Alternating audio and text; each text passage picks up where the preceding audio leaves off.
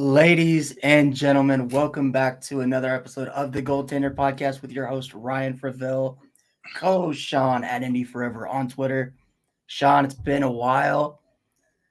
How are you doing, man? I'm good. I've almost forgotten what it's like to. I don't know what I'm supposed to do right now. No, I'm just kidding. Great, man. A lot of Notre Dame news since we've last talked. So I'm excited to get into it. We're getting to the routine again. Get ready for getting our episodes in and get ready for the season. So obviously we missed a lot, mainly recruiting news for the 2025 class. So I'll get into that real quick. We got three guys that we missed out on, which was Will Black, Owen Strebig, and Matty Augustine in that order. How do you feel so far about the 2025 class? I know right now it is the number one class everywhere else except on 3.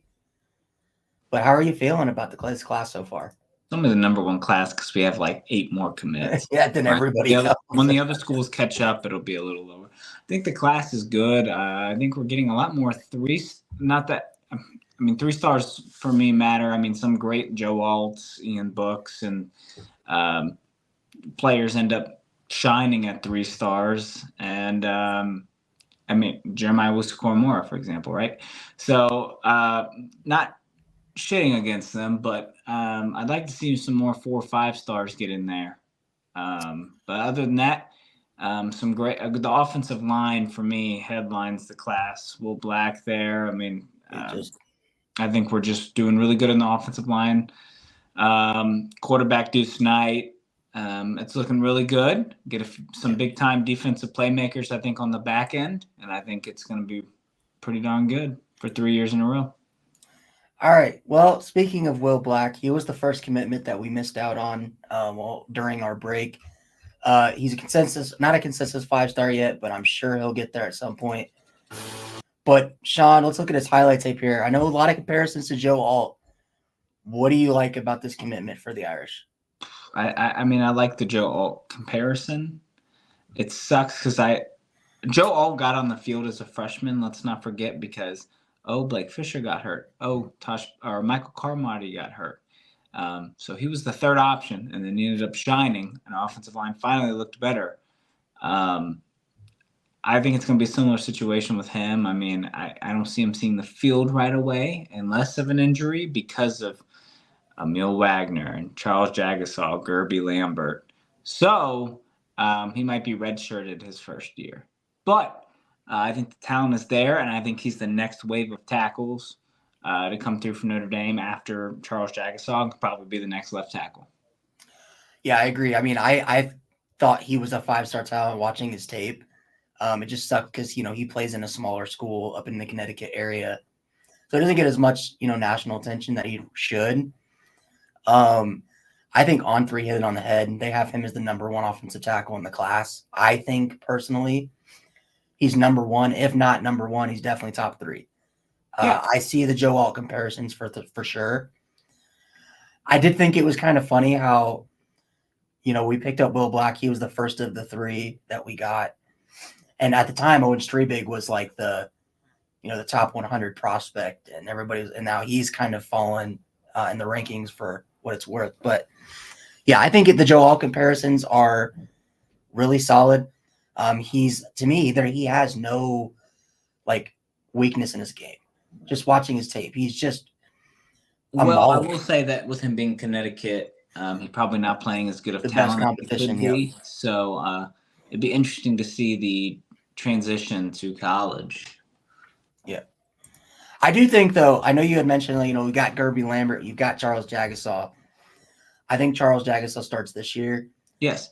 I do. I think Black is good enough to start. Well, I think Tosh Baker and Charles Jagasaw start this year. And then next year, I think it's Charles Jagasaw and Emil Wagner. So I just think he's going to have to wait maybe a year or 2. Do you think do you think maybe he could kick inside and play a little bit of the guard? I know the guard. You can, but he's better at tackle with the size, right? You don't want to kick him at guard, and we already have a good amount of guards coming in I wouldn't move him to guard. I'd just keep him at tackle because what if there's an injury, right? Yeah. I mean, you want your best players to play, but keep him at tackle. All right. Well, everyone, that was 5-star Will Black. We'll get into the next one here. Don't need the KFC commercial. We don't get That's our paid from sponsor. KFC. But obviously, next up, we got Owen Streebig, who is the next one to kind of pop off for the Irish. What are your thoughts on Owen Streebig? I know when we first had mentioned him, we both kind of thought he was a Notre Dame lock.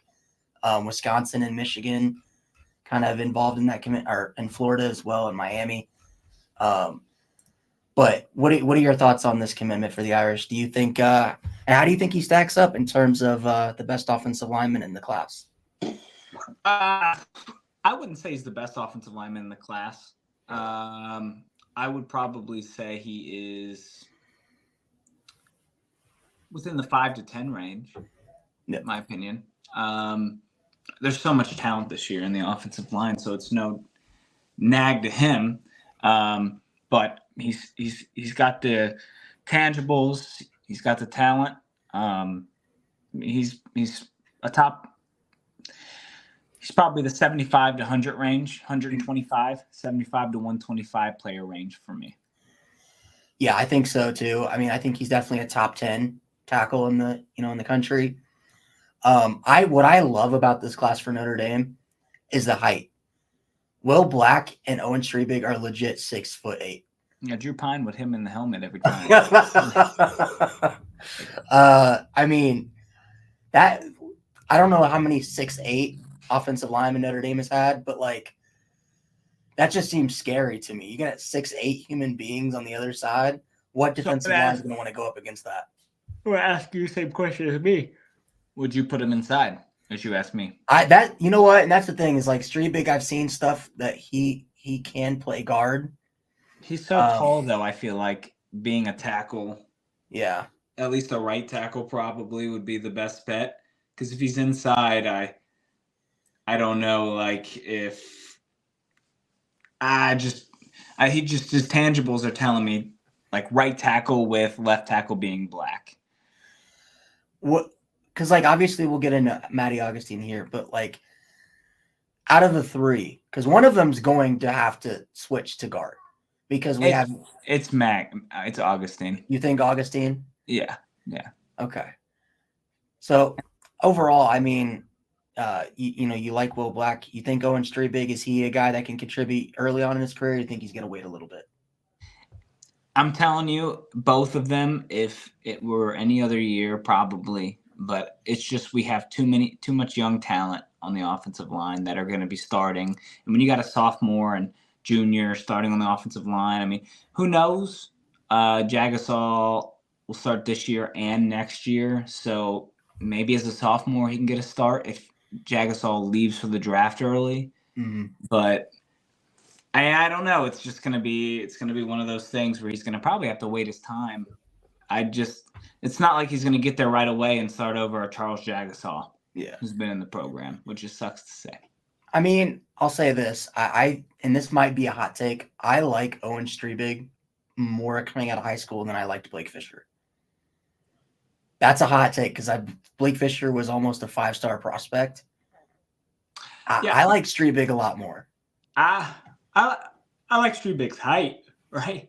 Yeah. I just think in terms of maybe agility and use of hands, just more college ready, I'd probably go Fisher. I mean, I think Streebig is college ready, but Fisher for me was he was a day one starting talent for me. Yeah, the thing with Fisher, and this is where like it's so odd thinking back on that class because you had Joe Alt, who was a 3-star, and you had Blake Fisher, who was almost like a consensus 5-star prospect. Blake Fisher was the one that was inconsistent, and Alt was like, "Oh yeah, I'm the 5-star player." Fisher got hurt, had his first year starting. Yep. And last year was really him getting going. So that's why I'm big on he should have stayed another year. But I mean, I get it. You're going to get drafted anyway. You're still going to make good money. I would have came back, maybe NIL, and then like Been a first-round pick, made more. Yeah. But I get it. Injury risk. He's already been hurt. I mean, why not? All right, now let's get into the third guy, and we do have some more. I kind of forgot about Burris for a second, and Sean Terry. So we'll get into those guys after this. But finishing out the offensive line group, we got 4-star Matty Augustine, the guy that you think will play guard, out of Brunswick School. He's teammates with Ethan Long, another 2025 commit. How do you like this pickup for the Irish? Yeah, I think he's a guy. That's going to be a team player. Put me wherever you want me, and I'll produce there. Right. I think he's going to be open to the guard move. I think any of the three could go to guard while two stay at tackle. That's how talented all three are. It's just going to be preference. They're probably going to say, hey, three of y'all, which one of y'all wants to go to guard? Whoever raises their hand. Right? Yeah. Because they all could stay at tackle. They all can go guard. Like, honestly. Yeah, because we don't need 7 offensive tackles. Yeah. So, I mean, one of them will go guard. It's tough to see which one. I prefer him at guard just because I feel like the other two are better tackles, and I've not knocking on him, but I feel like maybe being inside would benefit him. And he's the only one that's size and weight. He's 6'7", so hey, he's an inch smaller. With his size and weight, I think he could truck some people pulling, Oh yeah. And I feel like he would enjoy that. So yeah, I mean, you watch his highlights. The reason I picked him was I feel like out of the most, he felt like the most eager to hit people.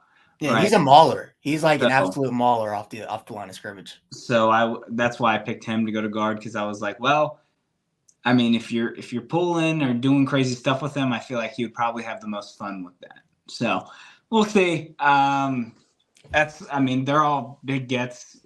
You guarantee at least one of them is going to start for Notre Dame. One of these three guys will start eventually.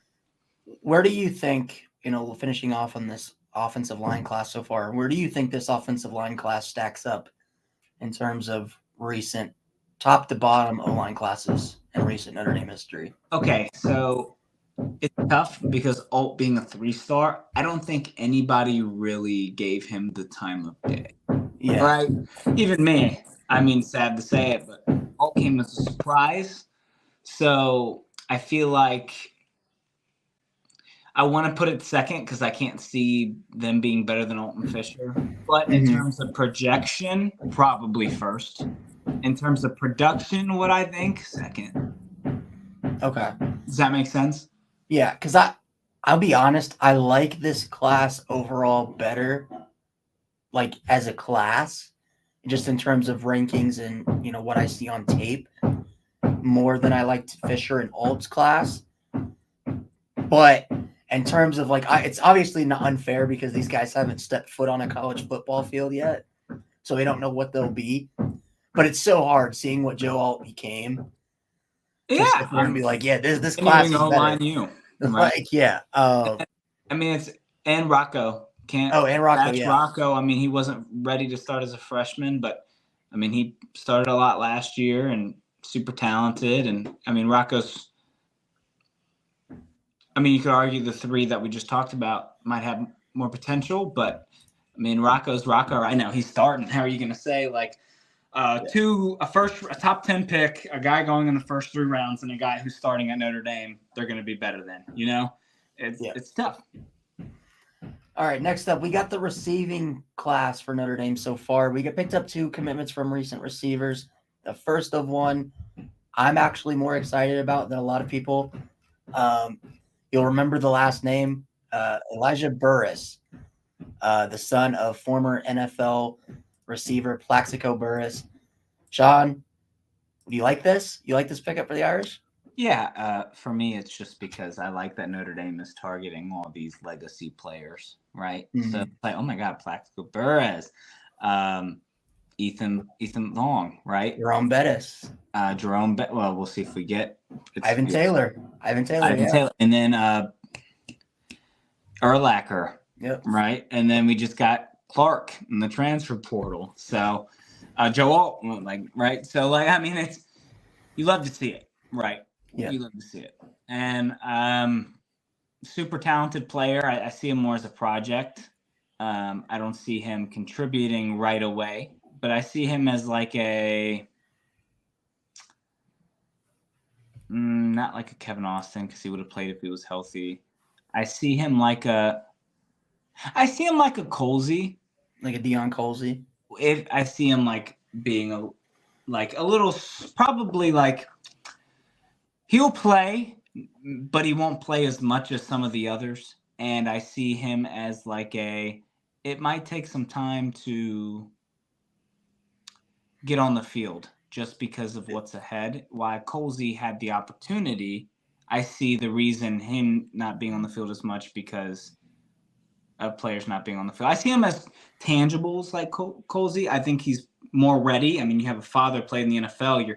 You've been training for this your whole life. Like, you're probably going to be more ready. I mean, everyone was like, oh my God, Deion Colsey is a beast. And then he turned out to be a little bit of a bust, right? I don't see that with him. But I compare him to Colsey in terms of what I saw in high school and what I see with maybe not being on the field. Colsey was not being on the field because of developmental reasons. Him, probably development and competition.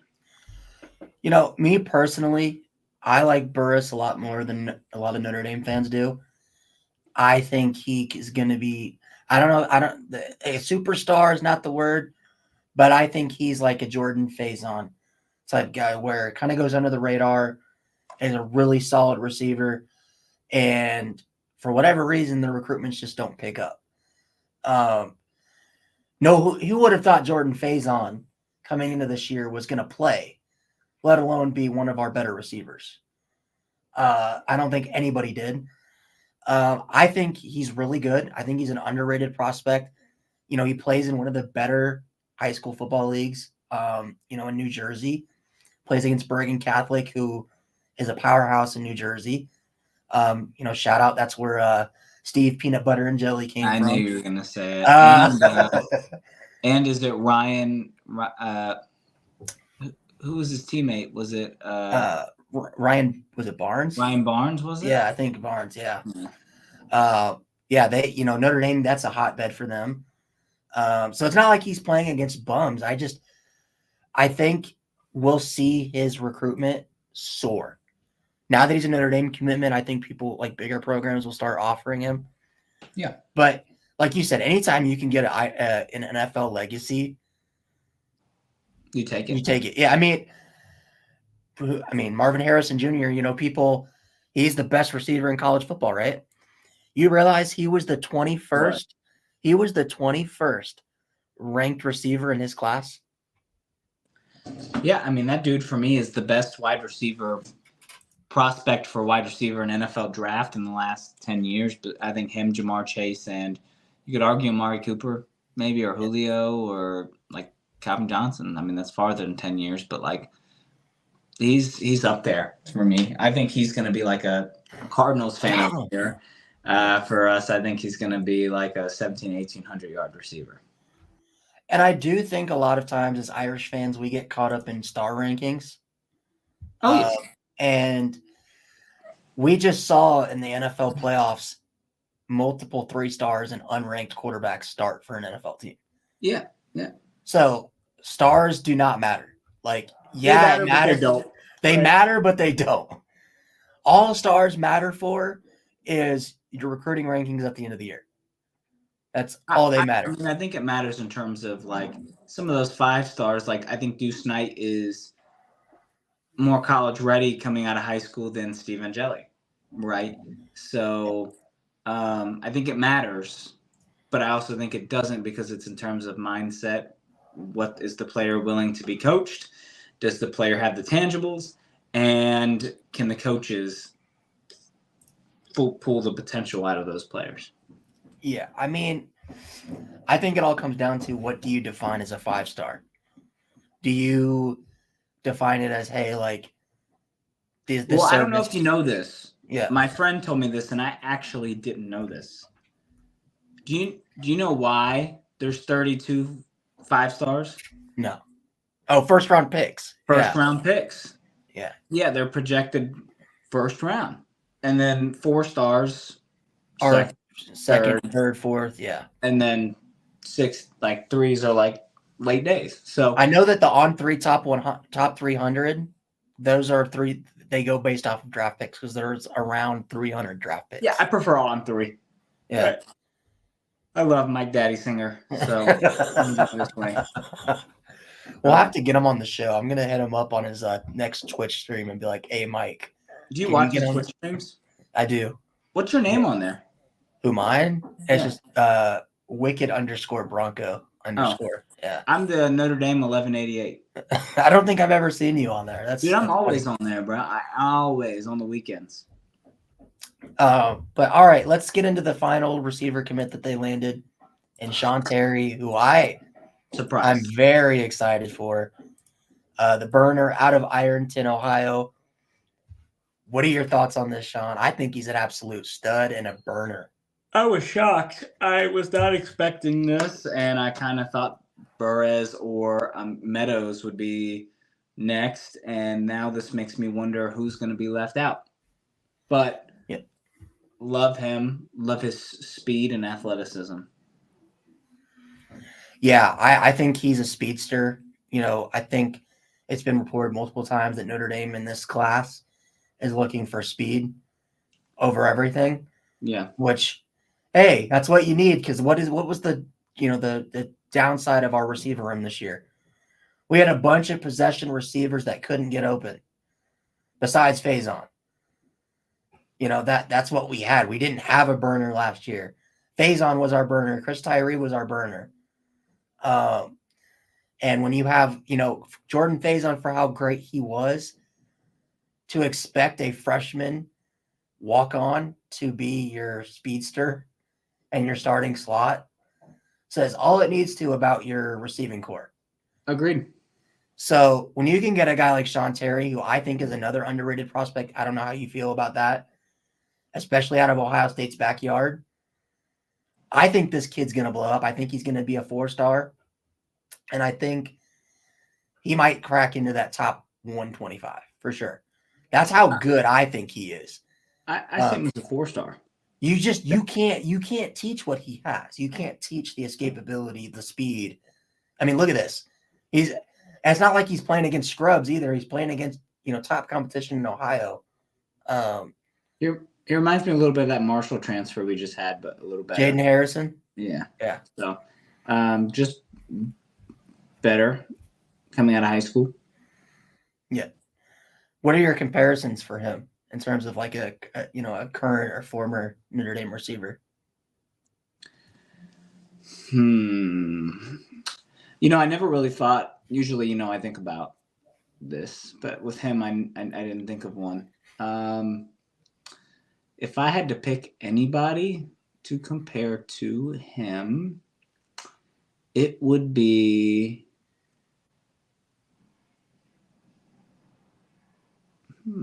That's tough. How about you go first? Let me think about it while you're talking. I think Theo Riddick. I know that he was a running back, but he was more of a receiver than anything. I think the way they play, the speed, the movement reminds me a lot of Theo Riddick. I can see that. I like a CJ Pro size too, a little bit. Like, maybe he'll make the change to running back. Nah, I'm just kidding. Yeah. Yeah, I'm gonna steal yours. I like the Riddick one. The speed and athleticism is the big reason. It's tough for me to pick one. I'm trying to think like I don't want to pick like easy ones. Yeah. So, I'm gonna love him in the kick returner, punt returner role.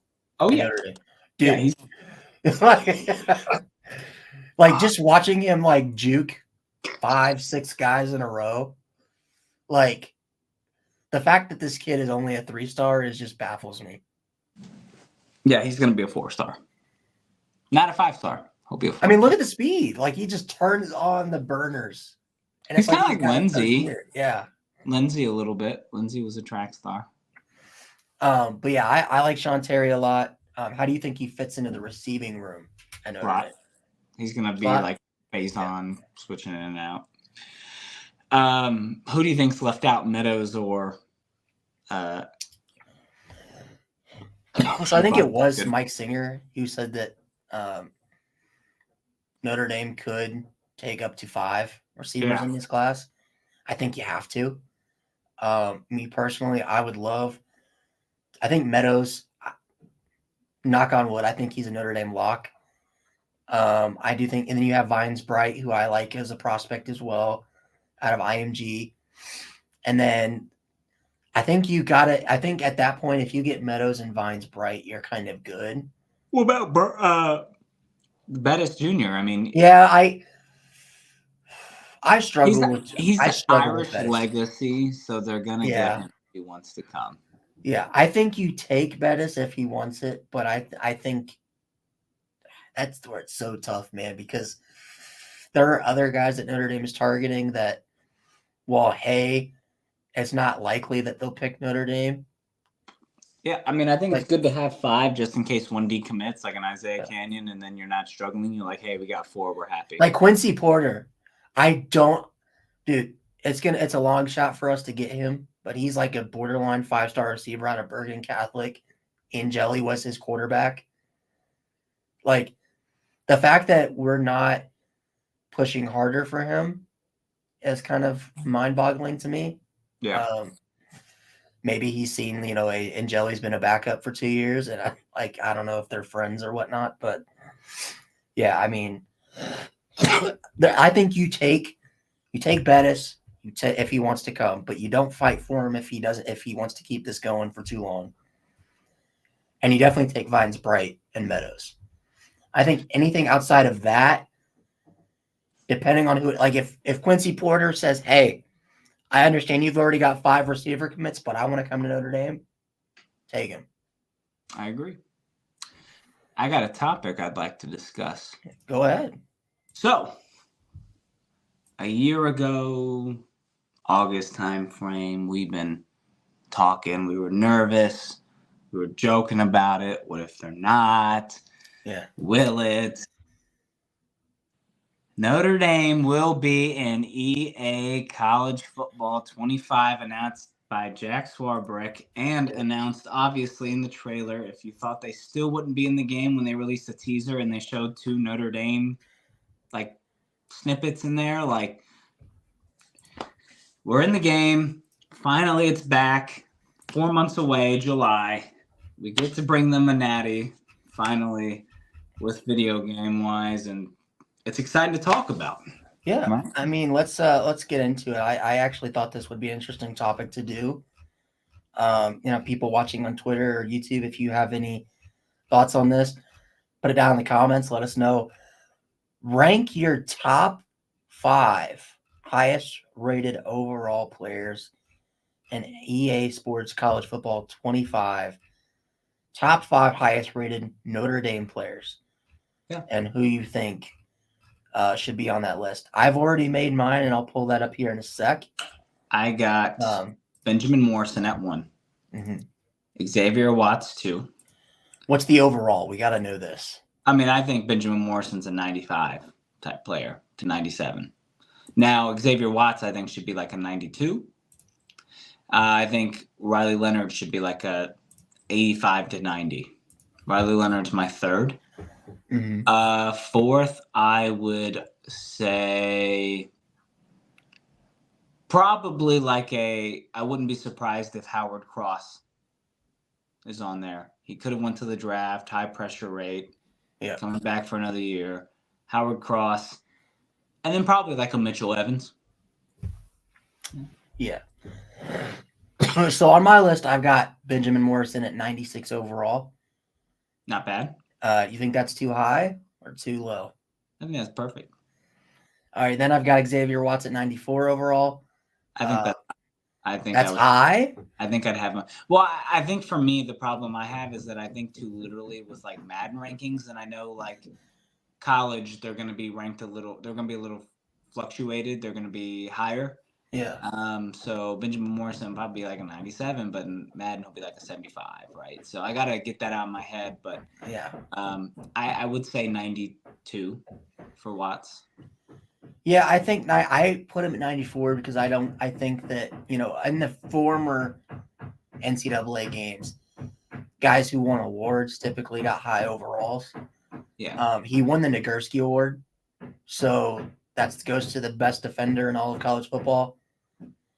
So in my thought process, there's no way you say, hey, this guy got voted the best defender in college football. Let's knock him out of like the elite of the elite. He should be the best safety at least in the 90. game. He should be In my opinion, he should be the best safety in the game.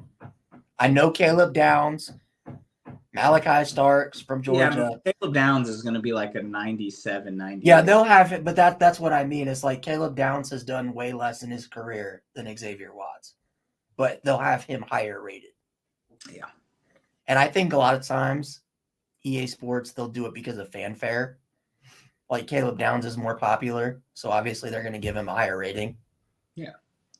90 plus. Yeah.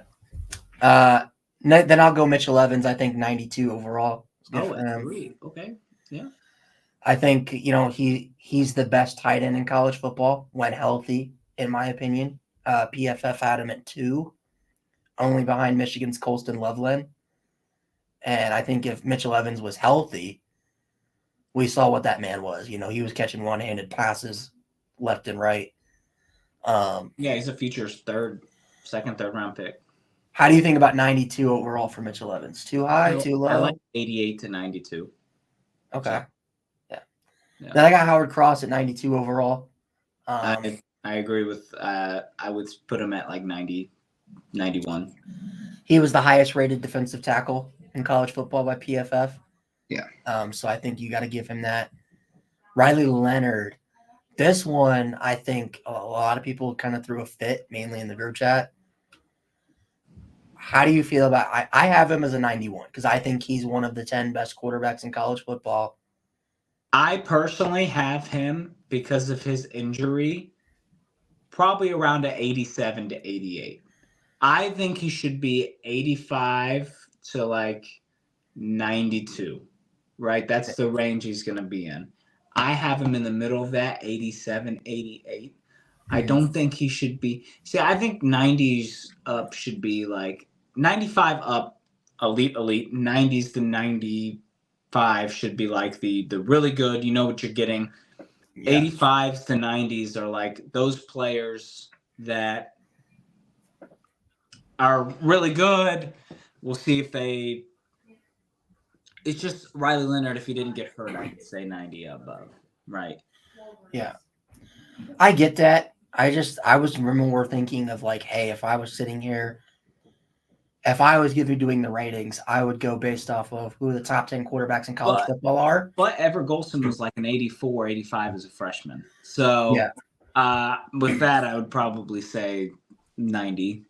And college football revamped. Those people that worked on that game are working on Madden, or not Madden, this game. College football. And they had Sam Hartman as like a 97 overall. Yeah. So if Hartman's a 97, I think Riley Leonard's a better quarterback all around than Sam Hartman. Why is he going to be in the 80s? Revamp 2 is a bunch of fans. Yeah, but they're going to be working on the game. You don't think that they're going to have any input on the ratings? I think they're helping mainly with development. I think they're going to have some input on the rankings, but I don't think Riley Leonard's at the top of their list. Right. Yeah.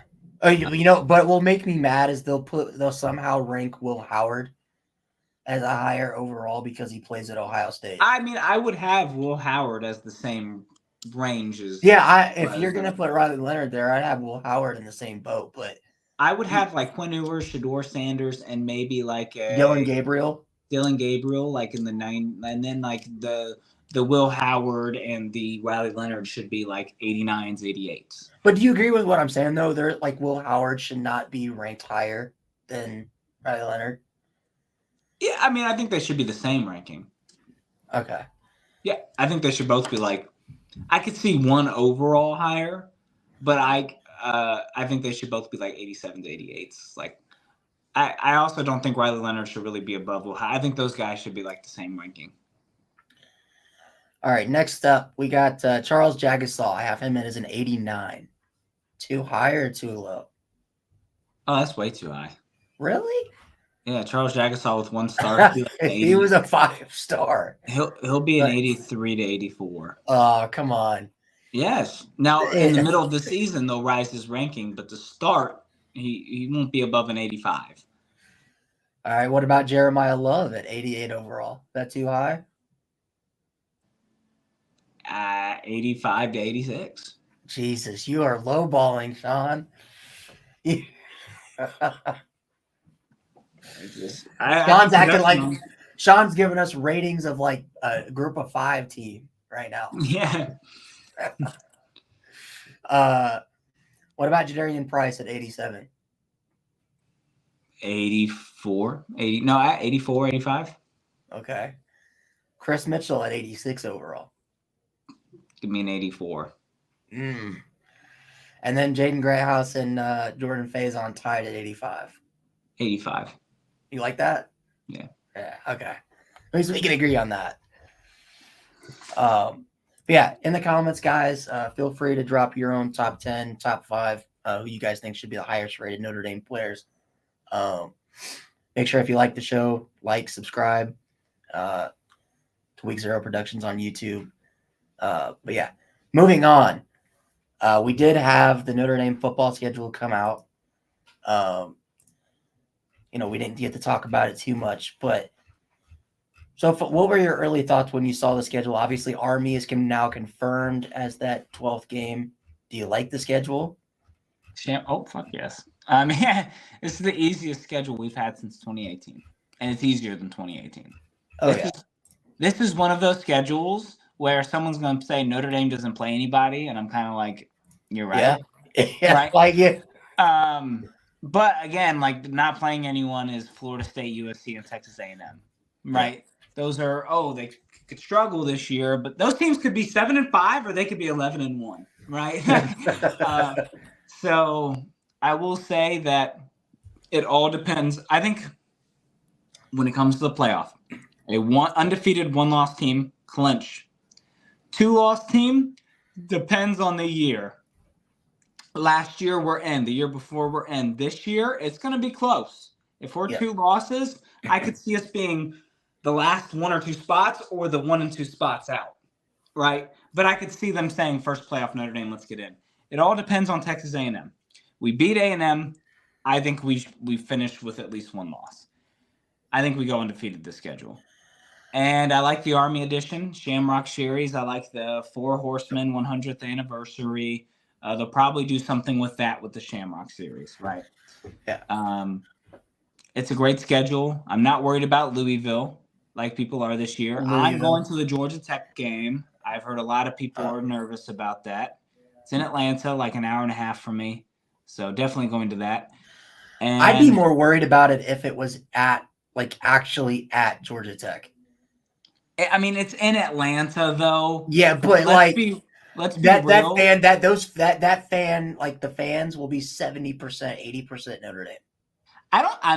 Here, surprisingly, there's a lot of Georgia Tech fans. Every time I watch the Georgia Tech game, there's like nobody there except the student section. It's Notre Dame. They're like, oh, let's go watch Notre Dame. There's something to talk about, right? Yeah. So I think it'll be mainly Notre Dame, but I don't count out Georgia Tech fans there. But yeah, this is going to be an easy schedule. A&M, I see us focusing on A&M, beating A&M. I see us NIU beating, Purdue beating, Ohio beating, Louisville beating, bye week, Stanford beating, Georgia Tech beating, Navy beating, Florida State. That's going to be like one of the tough ones. DJU, but he struggles against Notre Dame. It's at home. I see us winning that. At USC, does it make me a little nervous being there? Yeah, but I think we beat them. They lost Caleb Williams. You scared of? Are you scared of Miller Moss? I'm scared of it being a rival on the road. Last game of the season when they're probably at their peak. But no, I'm not scared of USC this year. We're projected to win every game. We're favored to win every game. Hey, you know what? I had a USC fan on Twitter say that Notre Dame's irrelevant, and that we're their little bro. So yeah, even though we just beat them 48-20, that's little bro behavior there. Didn't know Sam Hartman allowed them to come out of the room to speak, by the way. Yeah. Right. Right. But I mean, you haven't beaten us. If we're so irrelevant, why are you talking about us? You can't And beat then us. If we're irrelevant, then what does that make you? even more irrelevant. Extra relevant. Extra irrelevant. I don't know. But I do like on the schedule the new like. I think it's hilarious because along with people saying, "Oh, Notre Dame doesn't play anybody," I've seen a lot of non-Notre Dame fans throw a fit that we only have 3 true road games. Yeah, I was about to mention that. I do wish we played 1 or 2 more, but like the thing about it is like, let's not act like Georgia Tech and Atlanta. Their stadium's literally right in Atlanta. Yeah. So like, that's an away game, right? It's like Georgia getting away with basically scheduling another home game in Atlanta against Oregon. Yeah, It's calling it a neutral site. It's not neutral site, right? I think, I mean, I would prefer 1 or 2 more home away games. Like, I wish Georgia Tech was at Georgia Tech. Maybe like Purdue at Purdue. Oh, it is at Purdue. Maybe like at one of the naval or service academies, but I like it. This is a really easy schedule. If we do not make the playoffs with this schedule, that brings me to my next question for you, Sean, is barring a significant injury, is it playoff or bust time for Marcus Freeman? Yes. Okay. You got the recipe. You got this. If this was last year's season or schedule, you could be like, give him another year. This schedule mixed with what we have talent-wise. Our defensive line is elite with the Duke transfer Oben now. Linebackers are young but super talented. Kaiser's coming back. Then Snead's going to play, and KVA or Bowen are going to start. Defensive backs are elite. Maybe the one safety with either Luke Talich or Don Schuler are going to start. So we'll see probably a Don. But that's elite. Offensive line, question mark, but they're looking good. Receivers are looking like a plus. Leonard's looking good. Our running backs are elite. Tight ends are great. Like, we have everything. Yeah. We really do. And, if Michigan can win, we can win. Yeah. Michigan winning showed Notre Dame fans, because people are going to hate this. Notre Dame and Michigan are very similar as programs. That's probably why we hate each other. But I do. I mean, they're similar as programs. We out-recruit them, though. And they had an easy schedule last year. Yeah. So, I mean, I think we make the playoffs. I think we have a home playoff game. Okay. So let me get into the schedule real quick. I think it's interesting that we only play 3 ranked opponents, right? 25 A&M, 21 Louisville, and 15 Florida State. Who's to say they will be ranked to start the year? Texas, you know what? They'll rank Texas A&M at 25. They've done it the last 2 years, even though it has not been warranted. And they'll only rank them that high because they want to give, it's Notre Dame. And ESPN's going to want to have that game, like ranked versus ranked. Notre Dame versus A&M at Kyle Field. You don't think Texas A&M, though, is like a top 25 team next year? I don't. They just went 7. Like, what did they go? 5-7 or 7-5 this year? Mike Elko. That's all I'm saying. Yeah, but they also lost like 30 players to the portal. And then they also got like 20 players from the portal that I don't know how they're going to do. I think it being week 1, I think they'll be ranked, but I think once Notre Dame beats them, they'll fall out of the rankings. I'd love to whoop their ass. Like, I'd love to beat them by like 2-3. I don't know. I don't see that happening just because it's at Kyle Field. If the game was at Notre Dame Stadium, I could see it. But I'm going to that game, by the way, Sean, at Kyle Field. Okay. Yeah. By the way, A&M, your ticket prices are insane. High? Just $2,000 for $2,000 for 2 tickets. Are you serious? That's cheapest. More than Ohio State, Notre Dame. That's the cheapest for that game, by the way. That's the cheapest. You're crazy for paying that. It's not like I'd rather pay that as a playoff game at Notre Dame. Like, Yeah, I don't know what it is, but my buddy Josh, who's a Kentucky fan, he's a big SVC guy. He said what it is A&M. They think that their stadium is worth their brand is worth more than it is, so they charge people up the butt when they come there. I mean, people are paying it, so I don't see why they're not doing it. If they're paying it anyway, right? I actually so one of I have another buddy who's an Alabama fan. He sent me a screenshot when Alabama played A&M last year. The cheapest ticket for that game was like $2,000, almost a ticket. Not for two, for one. For one night that you're nah. I'm only doing it because I've always wanted to go to a game at Kyle Field. That's it. That's the only reason. Dumb as shit with those weird ass men going like. I mean, you do you. I mean, I don't mind. Like, it's just weird that they're all like hooky pop pop pop. Well, maybe pop, pop. Like maybe we can. Maybe we can be like how we treated Purdue and be like, get that out of here. Yeah, what that is. The drum. It's like a cult. Like, I mean, it is. Like, I don't know. It's weird. Sean's gonna get like A&M fans just like all up in their feels. Yeah, it's just they're like they just act weird. I don't know. By the way, did you see Mike Elko's press when he got the job, the press conference? No. They were like holding hands and swaying back and forth like it was a church.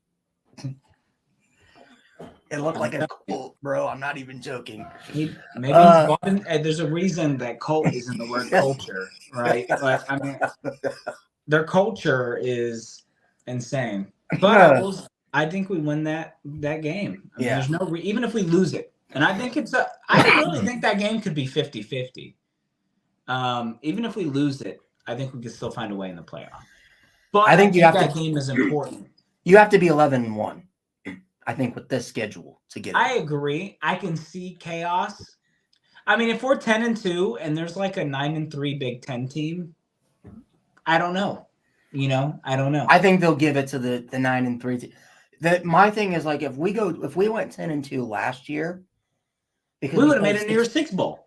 Well, we would have been in the top. We would have been in the playoff because we would have been in the top 12. We would have been in the top 7. Yeah. But the issue is if you go 10-2, I think it's Notre Dame can get in the playoff at 10-2. But I think it's based off of that year's schedule. If it's this year's schedule, no. Me personally, if I'm a Notre Dame fan and you go 10-2, I don't want to be in the playoff. I don't think they earned it. If you go 10-2 last year's schedule, yeah, I'm all for being in the playoff. You know what I mean? I think it's just based off of the schedule year. I mean, I'm realistic too. Like for me, like here's the thing. If let's say it was the 4-team playoff and Notre Dame got in at 4 and Notre Dame went 11-1 and lost to LSU and Notre Dame and LSU went 11-1 and beat Notre Dame. Yeah. Or like Notre Dame went 10-2 to make a New Year's Six bowl and another team went 10-2 and they played 4 more ranked opponents. Like I am realistic enough where I'm going to say like we shouldn't have been in that position. So, I mean, if they go 10-2 with the schedule, it depends on who's in front of them. Yeah. But I also think it depends on injury. Like, say, knock on wood. I even think, though, like, let's say Riley Leonard got hurt. I think we could still go 11-1 with Steve Angeli. Yeah, I think that like, if you lose a guy like Riley Leonard, it can mess up because when you game plan, right, the game plan right now in spring ball, today was the first day of spring ball. Riley Leonard's going to be your QB1. So all your plays, everything is designed for Riley Leonard. And I don't think that same game plan works for Steve Angeli. Mike Denbrock, he's a smart man. Yeah. They'll do what they got to do. And those receivers I heard today looked the best they have looked in years. Oh, yeah. I love, by the way, the video of Ben Morrison and OBJ and also like Jaden Thomas got him back the very next rep, like with a Moss, really? And it's like I love that. Like I don't you know what, we never really saw that when BK was there. When Brian Kelly was at Notre Dame, when did we ever see videos of one-on-ones like aggressive one-on-ones. Yeah, I agree. I expect too if like the new rule with this, they might have like comms in the helmets. I could see like the media team releasing like what they did with the Duke game, but with like the players, coaches talking to players and stuff like that. Yeah, like when we got to hear Freeman get mad at Estime for not going down at the one. Love it. He's like, Coach, I'm not going down. I'm ending it. He's like, oh, something I want to mention too. Yeah. I think combines are important. Oh, yeah. Let's talk about it. Audric Estime's 40 time. I mean, it's the slowest since 2015. I think combines are important. They are. Yeah. But I think there's a difference, and I said this with Kyle Hamilton, between 40 speed, sprint speed, and in-game speed. And, you see the guy, Kyle Hamilton, ran a slower 40, but then you saw against Florida State, he sprinted across the whole field to pick a ball off on the opposite side of the field. Like, game awareness and in-game speed are two different things. And, Audric Estime should fall way lower because of a 40. You're acting like Audric Estime is Chris Archer. Like, no, he's agile, but he's a bruiser. He's like Henry had a slow time too, a little bit, not as slow, but Kyron Williams. Kyron Williams against North Carolina State, trucking over safeties and sprinting past safeties. John, Kyron Williams ran a 4.65 40 time. Yeah. And he had 12 touchdowns this past year. And second in rushing yards. Exactly. And he missed 5 games. Exactly. But speed matters. It does. And I think it's important, but I don't think it's everything. It could. But the thing that pisses me off about it is you've got non-Notre Dame fans and even some Notre Dame fans who saw that 40 time and are like, Audric Estime is going undrafted. When he's a projected second or third round pick before the combine, he's going undrafted. Why? I mean, because of a 40 time? If this was like, let's say this 40 time was, let me say, Julian Love. Yeah. Or like Jeremiah Love. Well, hell, Kyle Hamilton, right? He ran a slow-ass 40 time last year. I mean, let's say Jeremiah Love. Like, he'll probably go in like the third round. If he runs a 40 like that, he should definitely be like a 7th round pick. Yeah. But Estime is just not that type of running back. He's never been a speed back. I don't think he should be. I mean, I thought at first he should be like a 3rd. I think he should be like a 4th, 5th round pick now. But I think that if a team wants him in like the 3rd round, like what if he was with Christian McCaffrey and that was a 1-2 punch? Like, Yeah. I think anybody who gets Estime, it's going to be a steal. That's what I think.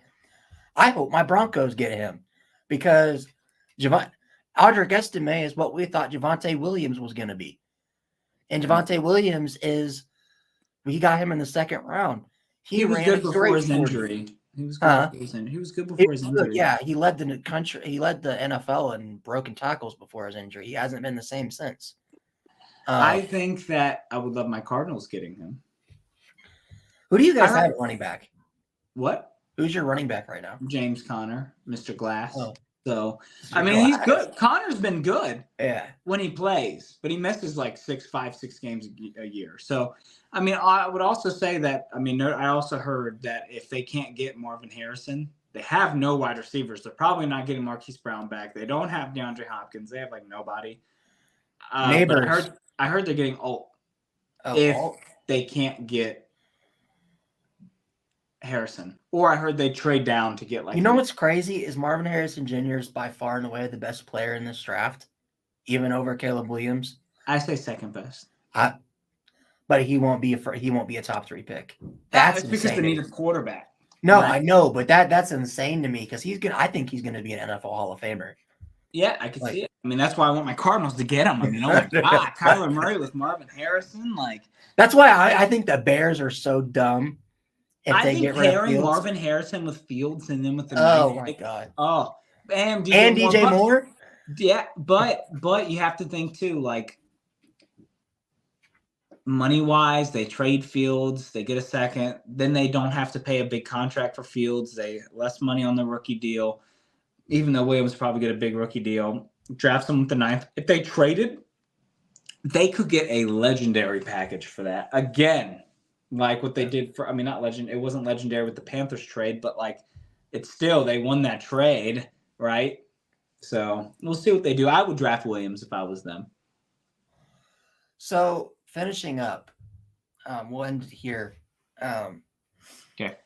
What are you most excited to see going forward in spring ball as we continue? I'm excited to see the young linebackers. I want to see KVA win the job. As much as I like Bowen, but Kingston's a beast. Man, I'm such a big Jaden Osbury fan. I don't see him getting playing time right now. The next year, maybe when Kaiser leaves, but man, Snead's looking good. Then we got Kaiser, who is going to start. I think Bowen and Kingston should split time, but the linebackers I'm excited to see. I'm excited to see the quarterbacks. Obviously, Riley Leonard should be fun. And then I'm excited to see the wide receivers and see how much they've developed with, Chancey Stuckey out the room with our new wide receivers coach and Brown and what's his first name again? I know his last name's Brown, right? Who are you talking about? Our wide receiver coach. Oh, Mike Brown. Mike Brown. So excited to see how they perform. Those are the things I'm looking forward to. What about you? I'm looking for the linebackers as well, but I'm looking for, and specifically with the linebackers, Jalen Snead. This is the year where he proves he's an every down linebacker or he's just a gadget guy. He's a bye-bye. Kind of like Prince Collie, right? That's kind of where Jalen Snead's at in his career. Yeah. Either do something, which I don't think's completely fair to Snead because I think that he just hasn't been given the trust and the ability to show what he can do as an every down linebacker. Yeah. But there's no reason why he shouldn't get significant playing time this year. Like, there's none at all. Agreed. Do you put him as like the Marist role or do you put him in like the Bertrand role? I think the Marist. I think his speed. Well, because Kingston could.